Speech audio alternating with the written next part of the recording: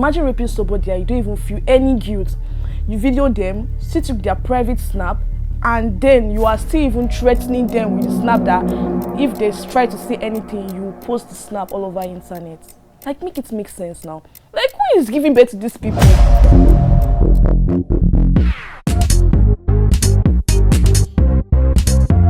God, imagine a girl trying to earn her own money. She's trying to hustle for her own money, and then she was raped. Like, God, like, people are really wicked. Anyways, welcome to another episode of What Matters Matters. Yes, and this is where we give amazing vibes, celebrity gist, celebrity drama, lifestyle. Yes, we give lifestyle. I'm a bored gist. What gist are you looking for that you will not find there? Just come to Gist Oven and then you will get everything. So today is not even about gist. Today is something really horrible, something really painful that happened to a lady, a content creator. Yes, I'm sure a lot of you would have come across the video on social media. You'd have come across the video anywhere because it was everywhere. You would have seen hashtag Justice for Fames. Yes. Let me introduce Fames to you guys. Fames is a content creator. She's like an influencer. So a guy reached out to her on Instagram saying he wanted to collaborate with her, and he just got to Nigeria. That was the scope he used though. He said he just got to Nigeria, he has his own brand, and he feels like she has more visibility. And he said he was going to pay her 140k. Like, people always judging girls that, oh, it's based on the type of work you were working. Either you dressed somehow or this and that. Like, this guy reached out to her on Instagram, that he wanted to collaborate with her, that she could promote his brand and get visibility through her. And she accepted. He said he was going to pay her 140k. And they both worked on time that, okay, this is when I'll be available, because she stays with her parents and she can't just leave the house like that. So she has to tell her parents where she's going to, what she's going to do.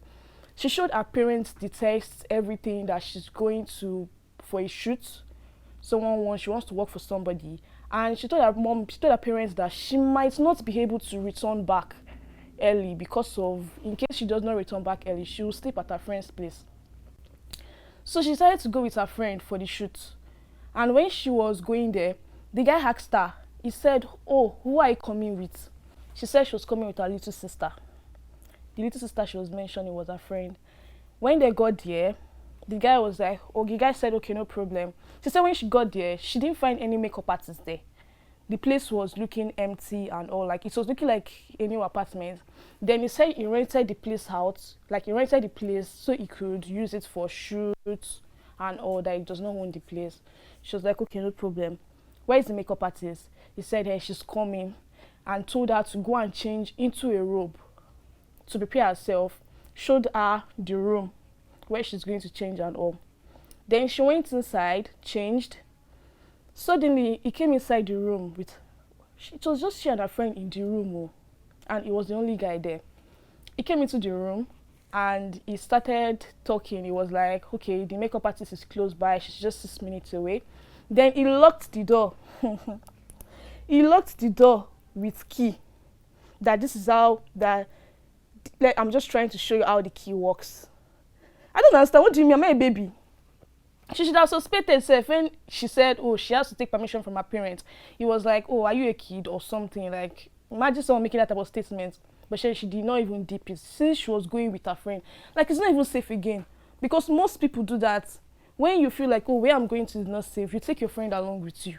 And imagine being raped, both you and your friend, like you're not even safe. Like, that tactic is not even working again. That idea of, oh, let me go with my friend, nothing will happen, it's not working again. So he locked the door, and he was like, oh, that is just locking the door to show them how it works and all. And she was like, okay, no problem. Then she was texting her friend that, why is this guy not leaving? Like, why is he locking the door and all? Then all of a sudden, she just noticed that his tone changed. The way he was talking, it already changed. And she was like, what was happening? The next thing, he said he brought out knife. Imagine, he was threatening them. He brought out knife and said he is going to stab them if they make any sound. Then he told Fem's friend to tie Fems. He tied her hand. A friend tied her hand, and the guy tied Fem's friends and he sexually assaulted both of them. He first went for Fems, then he went for the friend. Imagine the type of trauma these girls will be facing right now. And the whole social media, when she posted it, she spoke about what happened. She narrated the story of what happened. Even after the whole drama happened, when he raped she and her friend, he now airdropped, he made a video of him doing it, and he told them to go to their Snapchat, my eyes only. He airdropped all the videos and pictures there to his own phone. He did the same with Fem's friend. And doing that, he already has like their private stuff on his phone, and he was using that to threaten them. He even went ahead and said that if they should report the case, that he's going to come out of it, that there's nothing she can do about it, that he's in all our followers comment section, he's going to send it to all of them, that if she likes, she should go and report, he's going to pay his way out of it. Imagine that he's going to pay his way out of it. Like, this country is now messed up to the point that people feel, oh, as long as I have money, I can just buy my way, like I can just pay the money and then I'm out of trouble. Like, that's what is actually happening now. Once you have money like this and you enter a problem, just pay. And that's no good, because people are just entering, people that need justice are not getting justice because the rich are buying their way out of problem, and it doesn't make any sense. I'm going to play the video of where she was crying. Like, a lot of people supported her. Like, her video went viral. A lot of people supported her. People pushed the video using different things to push the video. They helped her to push the video on Twitter, on all social media platforms. And she didn't even regret speaking out, because there's some people that are in this type of situation and then they can't even speak out. And then she was able to face the public to say her story. So everybody, my name is Fems, and I want to address the incident that occurred on February 8th, 2026. So I was reached out to on Instagram on February 1st to come for a modeling gig with the pay of 140,000 naira in Nigerian currency, which I agreed to. He told me he was an international brand, and he moved from the UK to Nigeria to start his brand here, and he needed the visibility that I had, so I can push his brand, which I agreed to. Fast forward to the day he called me for the day he settled for the shoot. He said I should come to Ajawa Estate, number 8, Asalu Street by 6 p.m. for the shoot. I said that my daddy was strict and I did not want a night shoot, that please we should work with time. Then he said, oh, that you're a minor, that am I coming with my parents for the shoot? I said, I'm not a minor. I'm just worried about my own safety, that I can take the shoot, because at that time I reached out to my friend. I said, just in case I did not finish on time, I will sleep at your place. And I told my mom where I was headed to, told my dad too. So I also told my mom that in case I did not finish on time, I will sleep at my friend's place, which I even showed that I and the photographer, the brand owner's conversation. So I showed my mom the conversation and everything. So I told him I was going to show up because I already reached out to a friend. So I already know in case I even finish it, I'll not have to be coming back to Ojo, because Asalu is far from Ojo. I'll just go to Yelbaja and spend the night at my friend's place and then come back the next morning, which was fine with me. So the next morning he reached out. I dropped my WhatsApp. I said, in case I'm not online on Instagram. He reached out to me on WhatsApp. He was like, okay, that he wants to work with my time, that I should come by 10. The time he reached out to me, I woke up by 9 to 10. He said he wants to work with my time, I should come by 11. That the shoot is by 11, makeup artist is going to be there by 11. I said, okay, no problem. So my friend was already at my place. I said, okay, since you are already here, you should come with me. Which we went together to the place. He called me when I got there. I told him I was already there. He said, who did you come with? I said, I came with my sis. He said, okay, you didn't tell me. I said, then I was like, it was impromptu. And it was like, no problem. Then he came out of the gate to pick I and my friend. So on getting inside the house, because it was a house, but it was empty. The parlor was empty. So when I got there, I said, what is this place? He said, this is a content space that he just booked for the shoot. It's a rented space. I said, okay, no problem. And I'm like, okay, you said the makeup artist was here already. Like, where is the makeup artist? He was like, she forgot something. So he said she forgot something. Now since I was not here, let her quickly go and get it, which I agreed with. Then he showed us the room where I'm going to wait, like freshen up and all of that. Because when I got in, he was like, oh, that I should go and freshen up. That I have oily skin and like heat. I said, oh, that I'm not sweaty. I just came down from AC. He said, oh, just for my oily skin. I said, no problem. So the room he ushered I and my friend to. We went there. My friend was trying to charge her phone because her phone was not. She forgot her cord inside the Uber. So she was trying to like use his own charger to charge, which none of his chargers were working for my friend's phone. So I went to the room with my friend. He gave me a robe. He said I should change it to it so that when I'm done with the makeup, I'll just remove the robe and put on my feet. So everything will be sweet because I was wearing a round neck like this. So I showered as I was told to do. I got into the room, he offered us water. He asked us if we wanted to eat anything. We didn't ask for anything. So we're just in the room. My friend was still trying to fix her phone and stuff. Then he called me, said I should come to a different room to see the feet. And I said, okay, no problem. While I moved to the room, my friend, obviously, she followed me there because, obviously. So when we got to the room, I sat down. I saw somebody, I sat down. And he was like, when he looked back, he saw my friend. He was like, oh, that I shouldn't worry. that he wanted the fit to be a surprise, and I said, okay, no problem. So I went back to the room with my friend where he asked us to wait for the makeup artist. So while we were there, my friend was facing a wall where a socket was. She was trying to charge her phone. While me, I was facing, like, I could see every corner of the room. When he walked into the room and he was like, so this key, you can use this key to shut this door. He locked the door and he was like, just in case the makeup artist is here or the photographer is here. Because he said there's a different photographer that's taking pictures, that just in case they're here and I want to feel safe while changing, I can just shut the door. I said, okay, no problem. Then the whole room went silent. Then I'm immediately texting my friend. I said, why you locked? Why them locked door? She was like, my dear. I was like, I did fear. She said, don't be scared. Thank God I came with you. And I said, thank God. So we are still having this conversation, like we are still texting ourselves back and forth. Then he was standing like in the corner of the room, like then he immediately brought out the knife by his side, like he just like showed like the knife, like he had the knife, and he was like, and me, I was like, ha, and he was like, if you shout, he immediately went to my friend's phone and removed my friend's phone from my hand, and he was like, if me I shout, he was going to stab my friend, and if my friend shouts, he's going to stab me, holding the knife up against her throat. So me, I was already scared. I was already shaking at that time. I was even already shouting small. But with fear, he would tell me that if I shout that he's going to stab my friend, that he's not joking with us. He ushered us into the bedroom, told us that we should go to the bedroom and undress. My friend was even still doing slowly because she's still trying to like process if the whole thing was a joke or all of that. He told her that he's not joking with her. He put the knife against his hand, that he was ready to cut himself to show us how sharp that knife is, and any slight plunge to our body that the person is gone. So me, I was already on my pants and the room, so I just undressed. My friend then undressed. Then he told my friends to go back to the room and get socks that were on the bed, which she did as she was told.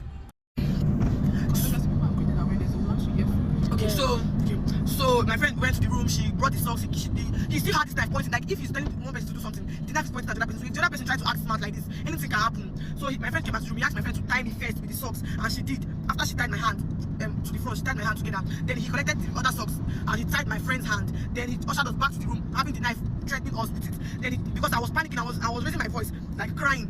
Then he tied my mouth. So when he tied my mouth, I was standing in front of the door, my friend was standing in front of a wall in the room, and then my friend was asking that why is he doing this? Then he said, I think the moment my friend asked him why is he doing this, he immediately like approached my friend, held her he strangled her, then he pushed her against the wall and was like, she should not ask him questions, that he's not joking with her. Then she held his hand, he was like, he should let go of her hand, that she should not hold his hand, that she should let go of his hand, because while he held her neck, she held his hand, and he was like, she should let go of his hand, she should not try to act smart with him. Then he walked away. He still had the knife pointing at us, and he said, oh, that he's doing this because somebody scammed him. He took pictures for a girl and she left with the pictures, she blocked him, she did not tag him and stuff like that. So now he wants to revenge, he wants to cause pain to every woman that he comes across. So after he said that thing, he undressed. While he undressed, he told us to lie in a certain position on the bed, which we did. And then after he told us to lie down in a certain position, he dipped one of his fingers inside of me and he said, oh, he told my friend she's tight but I don't give a fuck. Then so after that, he penetrated forcefully inside of me first, while having the knife pointed at my friend. He forcefully penetrated inside of me. Even while I screamed, he moved the knife closer to my friend and said that I should not play with him, that he's not joking with us. Then after he did that with me first, he went to my friend, still no protection, no anything, still like that. He penetrated forcefully into my friend too. After doing that, he told us to change position, we should lie in a different position, and he came back to me, forcefully penetrated into me again. The same way he went. If he's on my friend, he will point his knife at me. If he's on me, he will point his knife on my friend. Then after he went my friend, he came back to me, and then after I was the last person, and then he poured his refuge on my outer public area. And then after that, he told me to stand up and hold my nose because I was having panic attack. That if I should die here, nobody's going to hear, nobody's going to tell our story. That is the end of it. Then he told me to go to the bedroom and wash up. While he had my friend in the room pointing the knife at her, and then my friend that if she tried to act smart, because my friend was still put together, me I wasn't, but my friend was still put together, so he was just letting her know that if she tries to act smart, he was going to stab me to death there.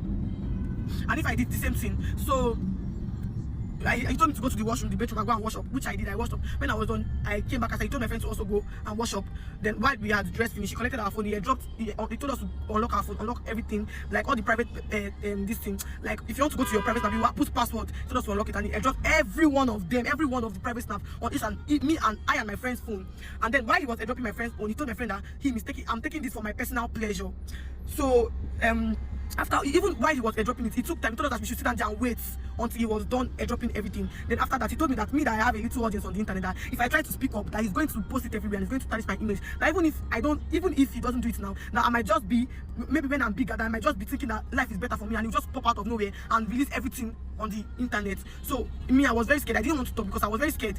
So he chased us out of the house, still having the knife at us. He chased us out of the house. So when we got outside, there was nobody there. It's on a Sunday. We left there around 2-3, like let's say 3 axis, 3-ish. So there was nobody in the street. Like probably people at church or anything, maybe resting.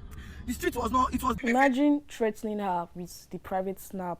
You raped somebody, number one, you were not even guilty. Imagine raping somebody and you don't even feel any guilt. You video them, still took their private snap, and then you are still even threatening them with the snap that if they try to say anything, you post the snap all over internet.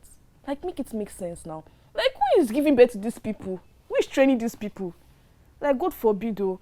He even texted, like, see the face of the person that raped somebody. Like, if somebody should see this one outside now, they'll be like, oh, wow, he's responsible. You will not even know that he has that type of character, like bad smelling character. Like, how would somebody do that?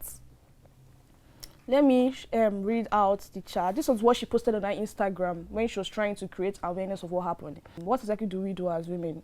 That was what she posted on her Instagram.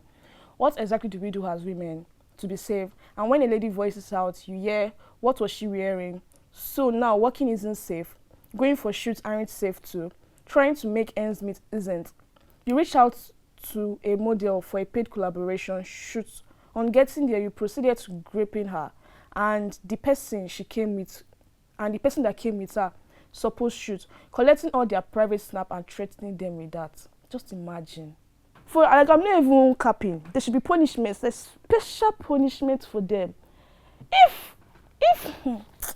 If I was this gay, and I will not go forbid, I will not be here. But if I was this gay, and if all this is the right time to use agbero people, I will call agberos. They will hold him. That's his thing that is used to rape somebody. They should first help me cut it. Because let everybody be brought out together. They should cut that his thing. They should remove it from his body. They should remove it. Let me read comments of people. Like, a lot of people are really happy that at least all their efforts for the justice for Fames did not go to waste. Like, a lot of people are glad. Somebody said, my joy is that Fem's rapist has been arrested because the woman he raped spoke up, and feminists and others spoke up and demanded for justice. One person lying about rape is total BS and should be questioned. Yeah, there's another case of somebody lying about rape, but that's her business anyways. I don't know. That's what I saw. It's not me. When she first posted her video of her being raped and all, like, oh God, I was emotional. Like, I felt her pain. Even people were dropping comments. Like, people were trying to motivate her to be strong. Somebody said, me crying with her, knowing something similar happened to me, but I can't voice out to you today. Like, there's some people battling with something like this. I like the fact that people who are being raped are now coming outside to speak. But then some people too are also coming outside to speak. Like, they're trying to use it to trend, which is very bad, because people who are in situations like that, they can't even speak out. And it's very bad. And yes, somebody said, me crying along with her, knowing something similar happened to me, but I can't voice out to you today. Another person said, people are commenting randomly to push the algorithm for the video to go viral. Don't misunderstand, please. Another person said, why is the world so unfair to we ladies? Oh my God. Child, I'm so sorry you had to go through this. Please, you and your friends should try to get tested as soon as possible. This is so heartbreaking. So this is the end of the gist for today's episode on What Matters Matters. So please don't forget to like, comment, subscribe, and keep checking for more videos, because this is where we give gists and odds amable. So thanks for watching. Bye guys.